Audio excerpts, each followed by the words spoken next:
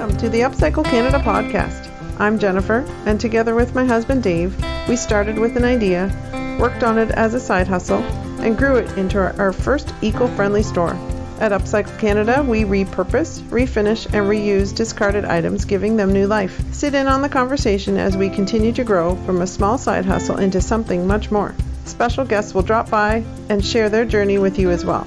This is the most eco-friendly small business podcast in your favorites. This is Upcycle Canada, where yesterday's items are reborn. Let's do this.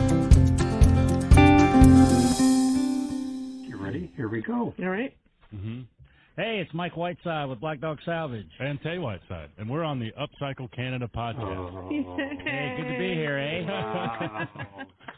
It's like, Good to be here, I feel eh? like Hey. we need to do this hold entire on. podcast recording standing. Yeah. Because we are in the midst of greatness. Yes. And we're very happy. Oh my God, yeah, geez, if I left my crown at home, for God's sake, it's we're not all that, we did have a show for a while, but we've been in business 22 years. 22 years. We try really hard. We're really good triers. Yeah, That's good effort. our accolade. Yeah, I guess. not for lack of effort. No. We always said, we put it in whether we fail or not. In fact, probably too much effort. Sometimes, sometimes you don't know. Yeah, right. When is too much too much? So we have been They'll tell watching you. We figured it out. Yeah. 11 seasons of you gentlemen right. and your team. Yes. Great team. Yeah. So you're the one. Going out. We are the ones. Yeah. We heard somebody watch the whole thing. These are our last two fans. And it's been is this our swan This song? is it. Yeah. Oh. I didn't know swans could sing. Well, what did you? Yeah, well, thank you for that. It's always good to hear that folks kind of watch it and kind of follow it and also inspired by it because of saving stuff and then recycling, upcycling, repurposing. That's kind of the. Everybody thinks it's rocket science. It's really not. It's just having something that makes you passionate. Yeah. And you see the value of it, of something old being kept out of the landfill. And Mike, that's what I liked when I watched the videos of you, of your team coming into a building, and you start taking apart the building, and it's almost like you find a building inside the building that was repurposed hundreds of years ago, and it's almost like upcycling is not new, yeah. right? No, repurposing has been going on, or upcycling has been going on since, the caveman days probably. Somebody hit somebody with a bone and then they picked it up and said, this looks like a hammer. So now we're repurposing. Right. But it's been going on forever, and we call it the mark of man when we find pieces in a house or a building that wasn't originally there, it was something else. And the pioneers and the settlers were very, very resourceful and efficient, because it cost a lot of effort and manpower to recreate something. So if they had something in an old building, they would pull a piece out and then use it as a joist or a rafter or something, and so they didn't have to recreate. So the energy has been saved. Both money. Of course, they didn't have a whole lot of carbon footprint problems back then. Yeah. Quite the opposite. Yeah, Really. Starting it. Yeah, so you'll find signatures, but hey, what's that notch doing there? Well, it wasn't originally here. It was in another barn. Yeah. Nice. And we love that. It's great. I love the history part of it. Yeah. Right. That's the big thing for me. Any type of history, connection to the past, to know that no one has seen behind that board in X number of years, and you're the first one to pull that board off and see the signature on the wall. Like or find that little hidden thing that fell behind the mantle. That's amazing. Like you've got a piece of history in your hands, right? Well, it's ironic that you find that stuff too, because stuff built back then wasn't meant to be taken apart. True. It was built to be there for whatever forever meant to those guys, and girls. So the fact that we were behind mantles and wall trim and door trim, things that were installed with copious amounts of nails and adhesives. That's usually after 100 years of being there. Right, and sometimes it releases and sometimes it doesn't. But respecting the history of a building and the people who lived there was always something that we always kept in front of us, because we weren't we didn't represent the wrecking ball, but we were the stopgap between the wrecking ball in the trash can. And so, you know, we were kind of the last best hope for this stuff to be reused.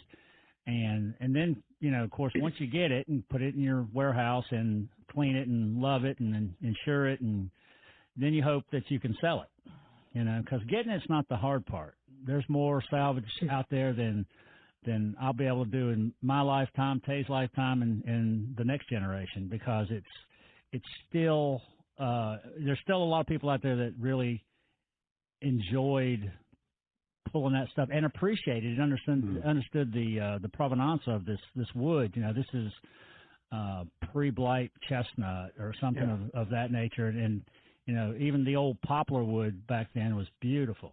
And you look at that going like, well, you're not going to find that at a big box store.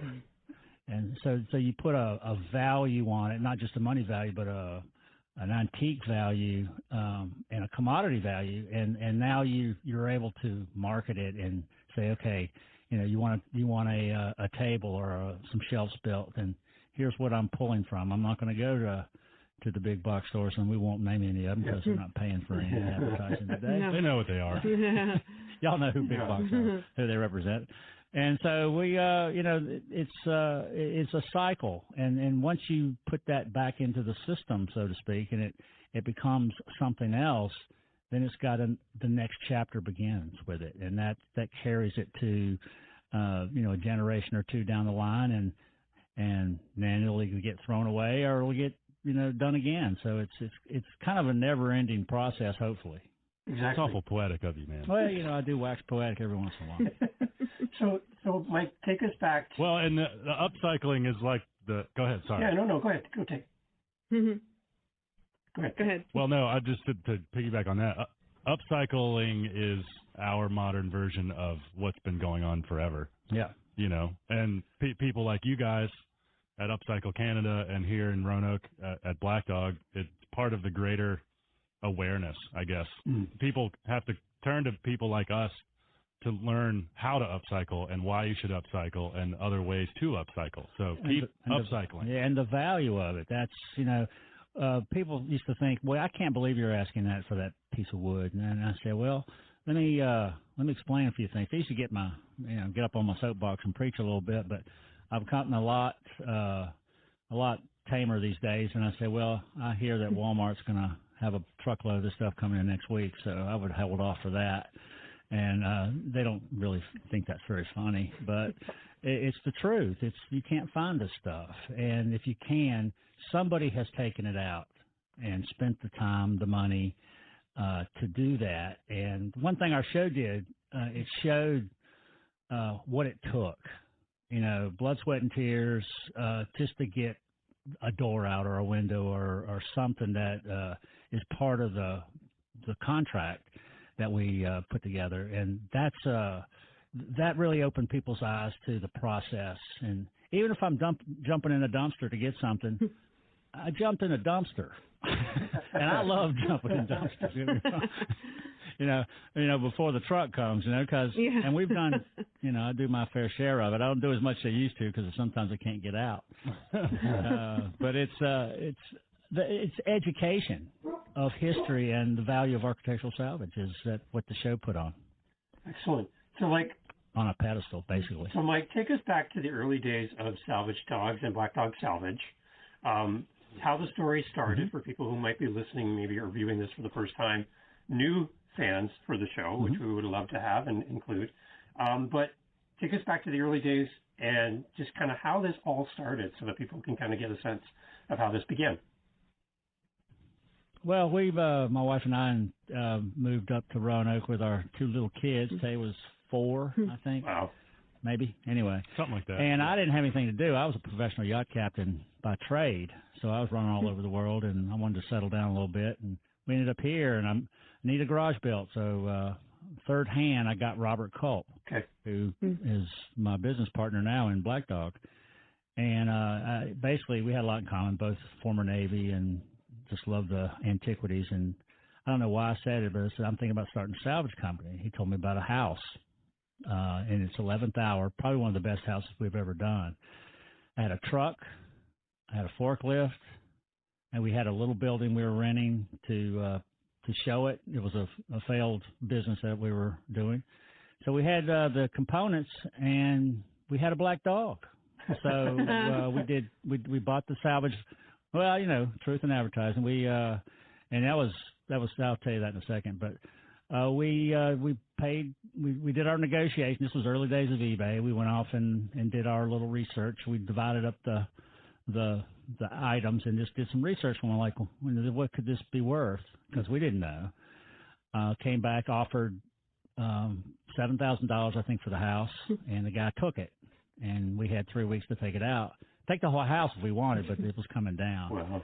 And we asked the guy later on, said, what would you have taken? He said, I'd taken 5. I said, yeah, okay, that's right there. So you learn what people will take and negotiating and that kind of thing. But that was we trucked it over to the warehouse that we had, a little shop, and just to store it. And I didn't have a sign on the building. We weren't in business. This was not a thought-out venture. So we had a sign that was on the building that didn't mean anything anymore to the public. And so we took it down, used some black paint and a brush, and put salvage on it in big black letters, put it back up. The paint was still running. You know how it is when the paint runs down, it was still, and somebody comes in before I even got the ladder in. It said, you got salvage in there? I said, yeah. And that was the start. I guess we're in business, Wow. and then eventually we had to open our doors to the public. So I was doing banker's hours 10 to 2 to start. But the way the name came along was we're standing there trying to figure out what to call this thing, like Southwest Virginia's Architectural Salvage Emporium.com. And that was a little wordy. Yeah. And when Susie, my wife, comes in and says, why don't you call it Black Dog Salvage? Because Molly, our first black dog, was always with me. Yeah. And it's like, ding. Perfect. There's that's worth $100,000 on Madison Avenue right there. Just that kind of branding, and then the logo came along with a graphic artist in town, and there you are. That was the inception. So I always say we had a starter kit: a house, a truck, a forklift, and a black dog, and that was all it takes. That's all it takes, guys. And then just cash and muscle. A little bit of blood, a little bit of sweat and tears. That's right. Yeah. Well, that comes without it. That's a foregone conclusion. We're going to bleed, but hopefully it doesn't put you in the hospital. Yeah. Which knock on wood, we've never gone to the hospital. That's good. Yeah, that's Even though sometimes you probably should have gone to the hospital. Well, maybe, but it's duct tape and. Duct tape really goes a long way. It really does. Duct tape works really well. We call it in the Navy, 1,000-mile-an-hour tape. Just never go anywhere without it. I don't care what you do. You gotta have your roll of tape. So you can do a lot of stuff with it. There you go. Yeah. That and a Leatherman, and those are the two things that really are pretty necessary. Yeah, so I've heard that if you have Black Dog WD-40 for things that are stuck that are supposed to move, and then duct tape for things that are moving that aren't supposed to move. Right, so you have those two things in your toolkit, you're pretty well good to go. Yeah, that'll get you home. That'll get you home. That's what I always like. Us being an old mariner, you got to get home. You're out there in the middle of the water, going like, tape that thing up. Let's get home.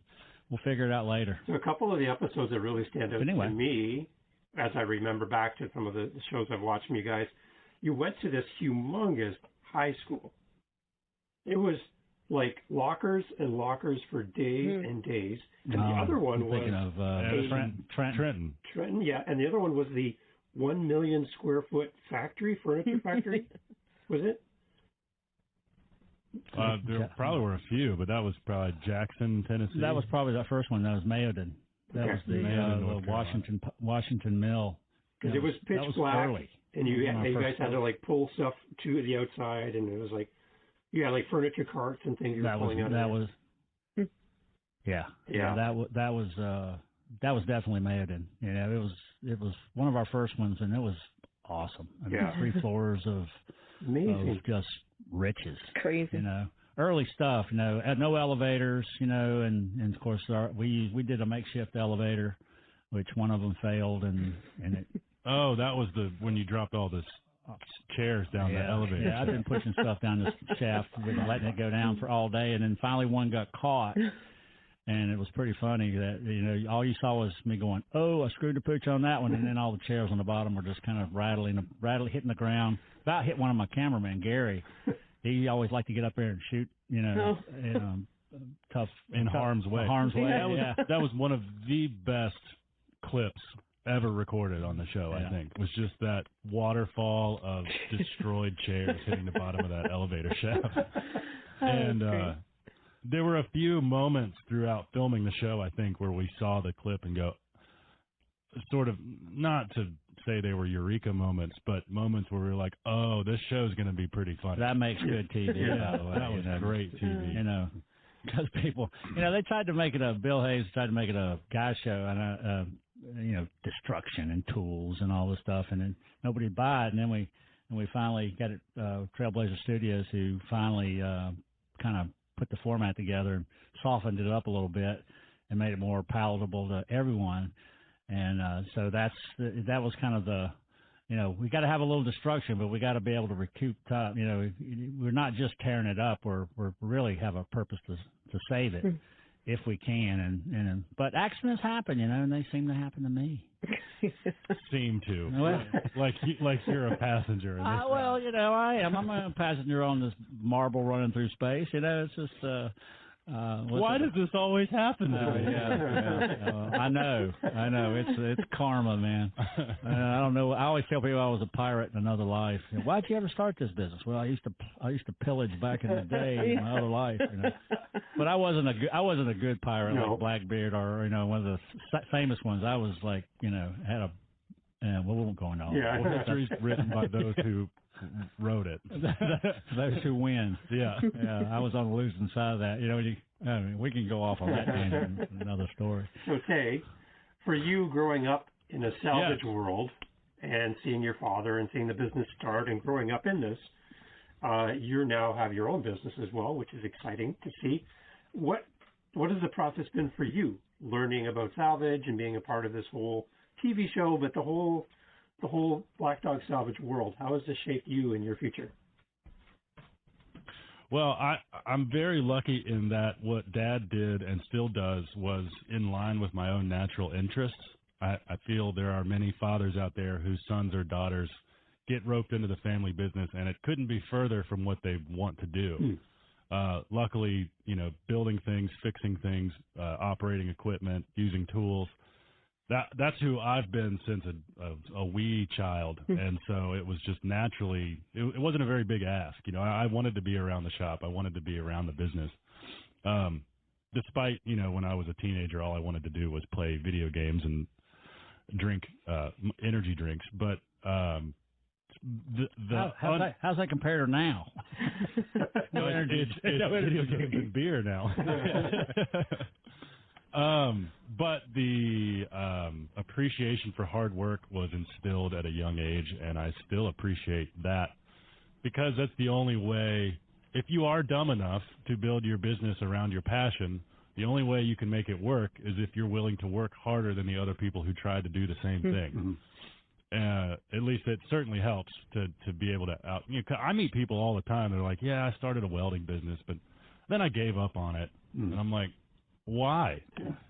How badly did you want to do that? It sounds like you were just kind of half-assed in it.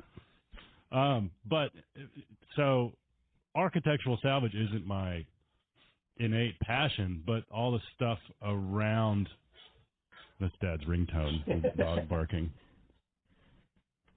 Real professional. No. Sorry, guys. That's all right. Hey, this is reality. That's right. You know? I don't know that we've hung out in the past 5 years, or your phone hasn't rung at some point during the. You know, every time it's like a lawyer. You know, when the phone rings, there's money to be made, or lost. I'm trying to keep the cup half full, kind of thing. Right. No, for sure. I mean, that's part of being business owner too. You got to answer your phone, no matter who do you think. There's somebody. I mean, that's happened more than once. I mean, we won't get off on that, but you gotta open your doors. Mm-hmm. You know, like Tay opened his door for his business. You know, you have to have. If you have a business, you got to be accessible unless you got a government contract. You know, you're beholden to the public to come, you know, sing your praise and give you their money. And that's what answering the phone is, hey, I'm out here. What can I do for you today? Mm. That's right. Let's create something. Yeah. Well, and Black Dog is a retail business, meaning people can just walk in anytime. I 2 years ago, officially, and a little longer than that, started my own custom metal fabrication studio in downtown Roanoke, but a few minutes away. And I'm not necessarily open to the public. It's really just a shop with an office. So walk-ins are not the norm. And, of course, I'm on social media heavily and YouTube and all that. So that's where a lot of my business comes, is just email and phone calls. And I might meet with customers to see exactly what they want me to build, but then I'll build it and then deliver it to them, so I don't have to deal with the general public very often, which is by design. Yeah, retail's tough. You guys got a retail location, right? Yeah, That's right. Yep. right. Y'all are open to the public? Yep. We are, and actually, how's it going for you? How's that working for you?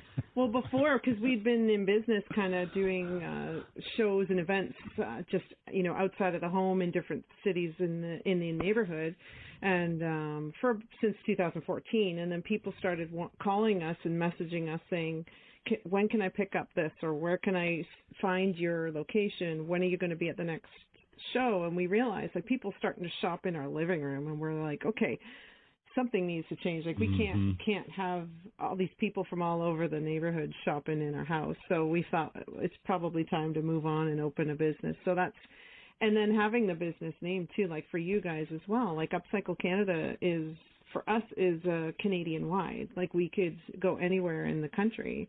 And even for Black Dog Salvage, for yourselves, it's very neutral. It's something you can move around the country anywhere. You're not stuck in one city or one location for that reason. So, but I know, like, I've never been a fan of. Sorry. No, go ahead. I've never been a fan of naming the business like, Roanoke this or Ontario that. Yeah. Right. Because it definitely pigeonholes you. Yeah. Not that I don't think either of us have the intention of moving anytime soon, but it's just everybody does that, and Roanoke is called the Star City. So here we have Star City Coffee, Star City Fabricators, Star City Roofing, Star City this. Okay. Yeah. I don't know. Just think a little longer about your business name. Yeah, I mean, we fought the salvage word for a long time. Salvages were considered junk dealers. Mm-hmm. And, people still call you guys all the time looking for old car parts. Auto parts, yeah. So we have fun with that. But it's the honesty in what you do. Salvage is what we do. Black Dog is our identity. So upcycling is yours as well. So it's don't make it too confusing. We used to do billboards back in the day. And everybody's going like, we get all this text, and I said, nobody's going to read that. Put up a Black Dog logo and say big, and then somebody's going, well, what's that all about? There's a number, and on the website. Just keep it simple, stupid. Yeah. That's the and in advertising, you can look at the campaigns that have been successful, and usually they're pretty simple. It's just get their attention, and then of course you have to close a deal and create a reputation of being a reputable business person, which, there's obviously people out there that will probably beg to differ with you on my side, but, it's the world. You can't please everybody, and as soon as you learn that, you're ahead of the game, because you're never going to make everybody happy. No. Never. If you do, then I'd be suspect. I like how you have giving salvage a new life. Like, that's kind of what you guys, because your name with salvage. We often say yesterday's items reborn, sort of, instead of it being a trash or, garbage theme. It's something that was something yesterday is now being reborn into something new. And it's the same thing. It's salvage. It's taking something and repurposing it and upcycling it to give it a new value and a new identity. So that's kind of where we've always sort of based our reasoning and why we do what we do. And along with making stuff, I know you guys do custom work. Do you guys have something that's kind of one thing or a few things that stand out to you? Because we get a lot of custom orders too, which are quite unique, even just by a photo. And if you guys have something kind of that you've often be like, yeah, that was the best thing we've ever made. Like, do you have something like that?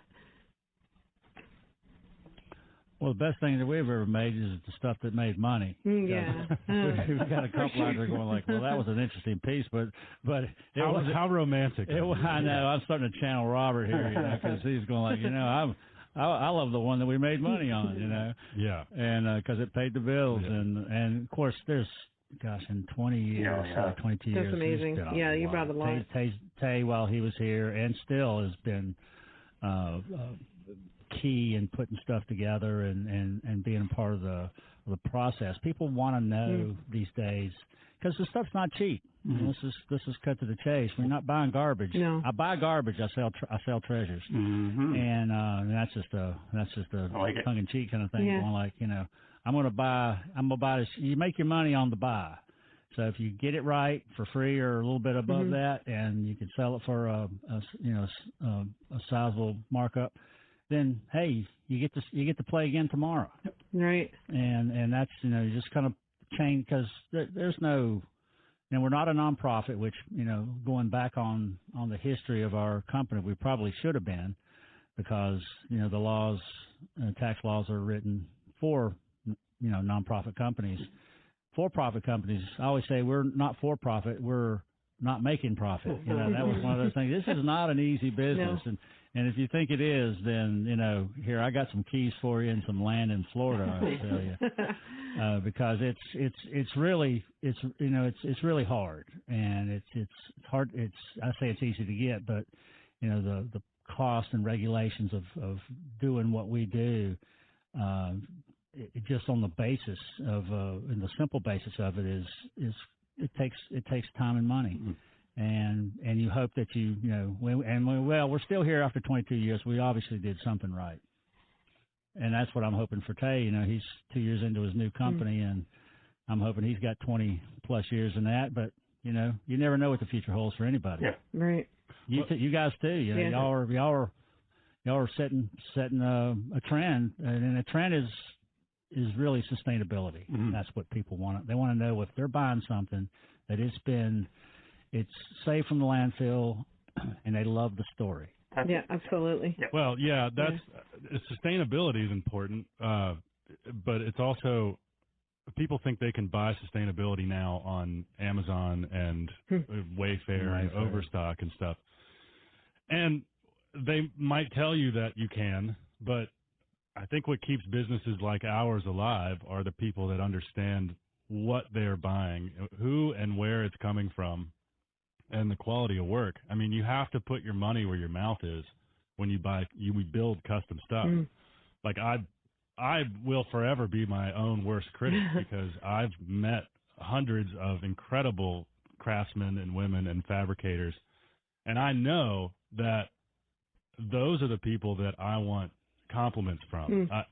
It's fairly easy when you're good at building stuff to impress the public, and there's some people that are good and are happy enough with that, just making people go nuts on Instagram or whatever. But that's nice, but the best thing for me is to meet someone else who builds custom things for a living, and they see what I build and go, oh, that's awesome. Right. How'd you do that? Yeah. That will forever be my goal as a craftsman. Like, if Dad sees something I build, because he's really good at building stuff too, and he's impressed, then that means more than 1,000 likes on Instagram. Yeah. And then, so that's the passion, the romantic part. But then, of course, you have to figure out, as Dad says, how to make it ring the cash register. Right. And so, I don't know forming a business around your passion is one of the quickest ways to ruin your passion.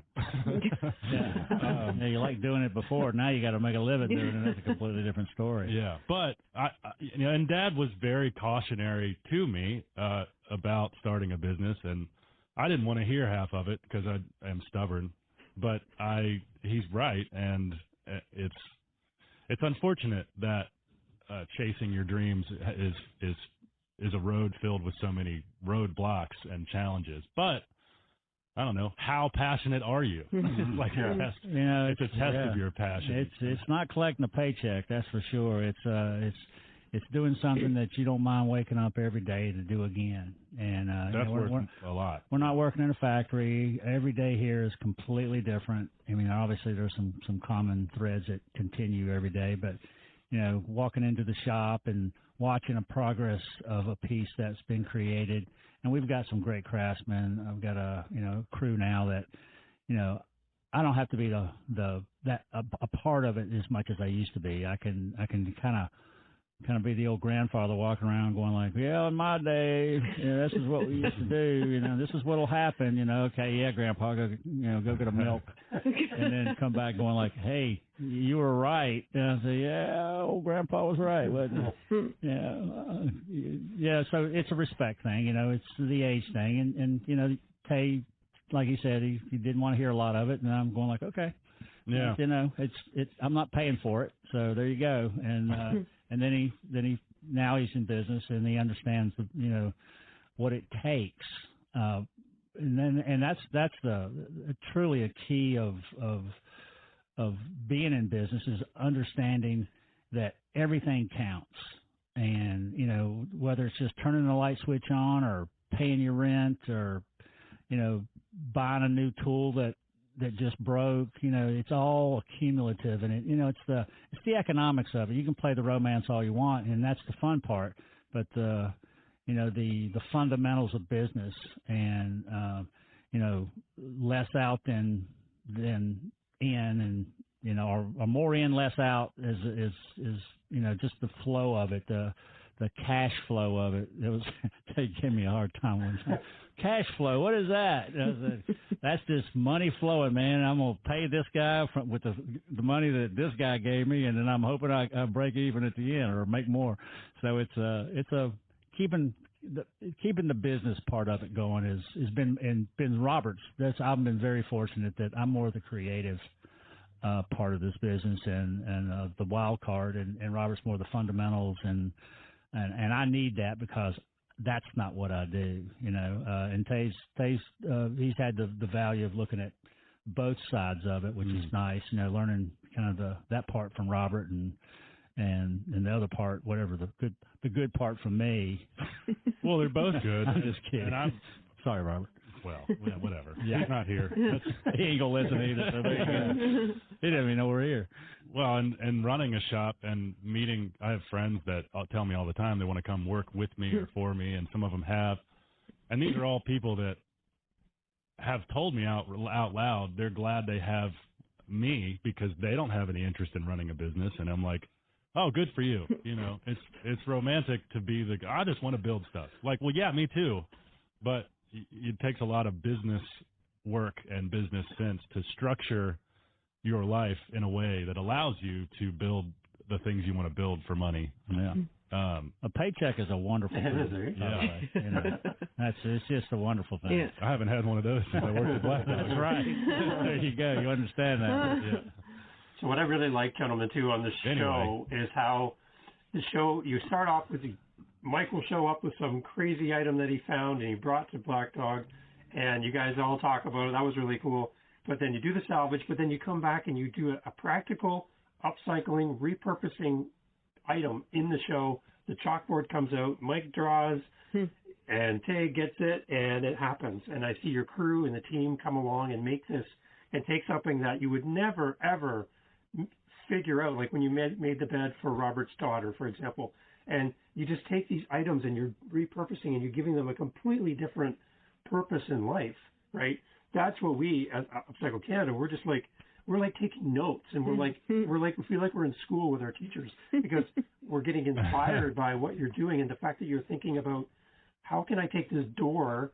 It's I've got 100 doors, 300 doors. What can I do with this door, right? And you're repurposing and giving it a completely new meaning, and that's what inspires us. So I love how each episode is kind of structured around that premise and that visual of seeing you recreate something together. And I love the combination of metal and wood as well. Yeah. It's not all just wood, it's not just all metal, but you blend them really well together. And it's kind of awesome. We're not inventing the wheel here, and a lot of people have done it. And of course, I'd be lying if I say I didn't surf Pinterest and get some ideas. Oh yeah. But, that's okay, because truly there's no original designs anymore. It's just rehashing old ones from the Romans and the Greeks and we're still copying and using those designs and morphing them into common day. And, I'd like to think that I'm an original, but I'm truly not. I'm just, I see stuff. I mean, I always say I don't see dead people, but I see dead salvage all the time.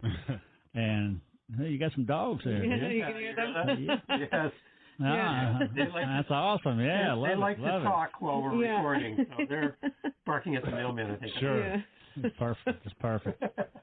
But that was the most interesting part of the show that the ratings, you start watching it, when you're part of the show's the most interesting, and the build was always high because people like to see that. So they put it towards at the end of the seasons.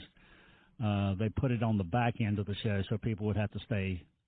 They'd stick around. They'd have to spend their 30 minutes with us, and of course it's all about ratings and advertising dollars, which we never saw a penny of. But don't get me started on reality TV. But it was a good thing, and Tay and I and everybody else involved is so proud of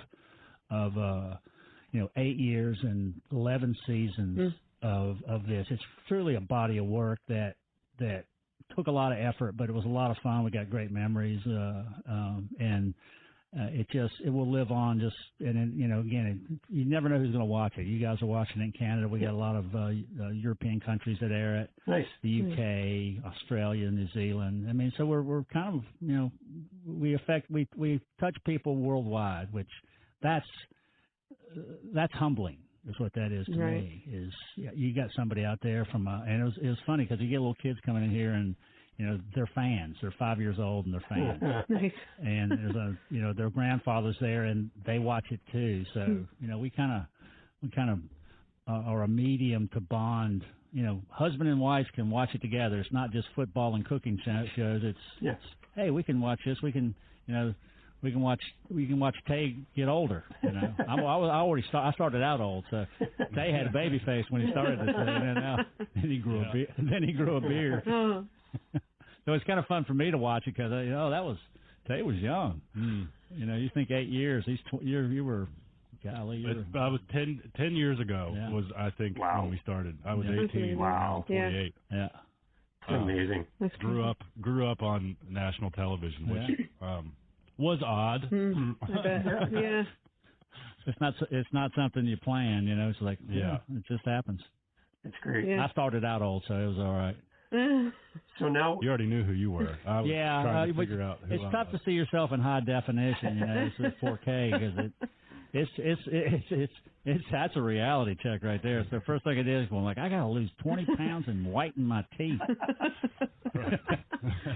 Well, I whiten my teeth pretty easy. The 20 pounds is a little harder, but So now you guys have a podcast. Yeah. And I know this is probably Mike's idea to have the podcast, right? So, oh, Yeah. Oh, He's yeah. the first one to bring that up. Yeah. So tell us about the podcast. Well, the podcast is a way for us to stay relevant. We're not doing the show anymore. People are saying, hey, we should do the show. I said, no, I'm 66 years old. I'm not going to do the show anymore. And nobody's going to buy it anyway. So there you go. So we're trying to figure out something that's relevant. Podcast that everybody and their brother does one. Yeah. And so we figured, we got a history and we got a story. We got a brand. Let's throw it out there and see if we can have some fun. That was the editor, Jason. Elias. He's out in California. He says, I want to do this with you guys only if we can have fun. So it's imperative that you enjoy it because it's not controversial. It's just storytelling, and that's something that we've done for our whole life, especially the show. It was nothing but storytelling, and podcast just allows us to continue that with interesting people that. Like yourself and other folks that have a story and they want to share it. You got to have something to talk about too, because everyone and their sister has a podcast now. Yeah. And many of them probably shouldn't. But when you have something that you're already doing that's interesting and the people are interested in, might as well try. Right. I mean, I joke that every C grade television celebrity it's a matter of time before they have their own podcast. So we're just trying to follow the same path. Well, it's the medium of the day. You know, it's I'm not a techie. I would listen to podcasts when I was driving, but that was fairly new, and so it's just a way of. Mark Bode told me one time with Barnway Builders, he says, "I'm just trying to stay relevant, Mike," and that's true. You know, and what I did when COVID started, I did this thing called the Daily Dog. Yes. Where I just walk around and talk about stuff. Hey, we're doing this in the shop, or this just came in, or you know, just trying to stay in people's top of mind thought. And not that we're a primary thing, but when they're wanting to buy something or when they're wanting to sell something, then they think of us. And if not us, then somebody like us, like you guys are. So that's part of it. But at the end of the day, it's all about, as Tay said earlier, just keeping the money flowing in and keep the cash register ringing and making stuff. And that's the making stuff is just that's the fun. That's really where Tay and I kind of have planted our seeds, and we're really having a good time, and y'all been able to enjoy it too. It's great. It's fun. It's great. And the TV show is still on reruns, I guess. We can see it here in Canada on Apple TV. There's some YouTube clips here and there we can see as well. Awesome. But for American listeners, we have American listeners to our podcast. It's still in reruns on DIY Network. Is that right? Yeah, I think so. Okay. Well, DIY doesn't live anymore. Oh, it doesn't live? Yeah. Okay. It All was right. consumed by the Magnolia Network. Okay. But that's all part of the Discovery umbrella. Okay. So you can watch it. I have Discovery Plus through Amazon Video. I think you can get Discovery Plus on any sort of streaming device. And so the whole catalog is out there for streaming and download and stuff. But if you still have traditional cable, I think there's reruns all the time still. Yeah. I don't know what you'll have to check where the Magnolia Network is. When DIY was still going, they would guys say they put you guys on at 4:30 in the morning. I said, what are you getting up at 4:30 in the morning for? You got an upset stomach or something? I mean, I'm not even thinking about it at that point. I'm still in REM. But they would record it, and so it's still being shown, which is a plus for us, just because there's a lot of people out there in the world that haven't seen it, and people are discovering us every day, and through that medium, and it's like the work's been done, and now it's paying off more. And some people say, I binged 11 seasons. I said, oh, my God, you're never going to get that time back. It's an investment. 11 seasons straight, you know. Wow. I mean, I haven't even calculated, but that's a lot of time. They are 22 minutes long. That's without commercials. That would be quick math. 143 episodes, 20 minutes of Salvage Dawgs an episode. So 2,800 minutes. Okay, somebody did the math. Yeah. That's some fine cipher there, boy. That's amazing. So I know you guys. We would love to get up to Canada and see you. Yeah. We'd love to get up to Canada and see you guys. We've got a product that you guys might want to carry. Okay. And what do you got? we're working with the Canadian Economic Development right now. It's our furniture paint. Oh, really? Oh. And a little shameless plug here. We built a line of furniture paint. Yeah. Probably 6 years ago with Woodcraft, and we were the brand, and we bought it back from them, and now we own it, and we're marketing it locally, nationally, but our first shot into international marketing of the product is Canada. Really? So and it's really good stuff. Yeah, we used to sell, I won't mention her name, brand. Yeah. She's from England, starts with Annie, and I'll let y'all do the work first because I got sued by her. Oh no, yeah, yeah. That was a very litigious thing, but it's a paint that you can. It has good adhesion. It's got self-leveling. I mean, it's just if you want to paint furniture, this is the stuff. And it's coming to a country, to Ontario near you. Nice. You know, like I said, we're working with the Canadian government about. it's about exporting Virginia products to Canada. So I'll send you guys. Tate's got all your information. I'll send you some contact information. But if you're interested, you can go to blackdogsalvage.com and go to our furniture paint link, and you can get all the information there because it's a lot of cool colors. We sat around a table one day with I think a couple bottles of wine and I think 3 or 4 women, and we came up with the names for it. Nice. No, I mean, what can go wrong? You know, now it's sitting around a table and drinking a bourbon. There you go. I'm not a wine drinker anymore. Yeah, but anyway, that dovetails with what you guys do with the upcycling product that you do. You do. You can add side of the road finds and turn them into something new that is pleasing, and the colors are fun. Yeah. It's easy to use. So that's my last shameless plug for you guys, or only shameless plug, because we got a warehouse full of it. So I'm trying to find buyers and distributors. Great. So cool. If you're out there in Canada and or America and you want to be a distributor, call me. There you go. Perfect. Mike Whiteside. Beautiful. BlackDogSalvage.com. Awesome. So I know you guys are always selling. Yeah. Always selling something, yeah. You guys are busy Go ahead. guys, and we really honestly do appreciate. We talked about this at the beginning. We really do find inspiration from what you do at Black Dog Salvage. That's right. We love the show. We love the opportunity to connect with you. We were doing the nervous walk around the house before we hit record because really this is a great moment for us to be able to talk to you guys. And you do, I think I heard somebody introduce you guys on a TV show, and they were just kind of talking about how great Black Dog Salvage is and all the great things you've done. I think Robert said, yeah, we deserve that. And you do, because you've done a lot of great things in the past. You do deserve that praise. That sounds accurate. That's right. Well, you stay humble. As I always said, it's a steep road up and it's a fast road down. And we're just regular old folk. Yeah. We're not anything else. It's just. You put your pants on backwards just like that. Yeah, that's right. Everybody says, what are you doing here? I said, well, my yacht's being painted right now, so I got to come to work. It's not the case. I got a little rowboat in the backyard.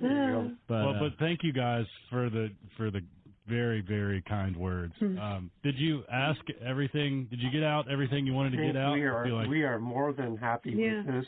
I just like the fact that with what you've done over the years and where we're headed to, and just when people hear, I think that people get inspired, and it helps people realize if they can do it, or if one person can do it, why not? I think it's what we're doing for upcycling in general, and just getting the word out inspires people in general to start their own thing, whether it be with wood or textiles or whatever. So I think it's great to be that inspiration for someone else. So yeah.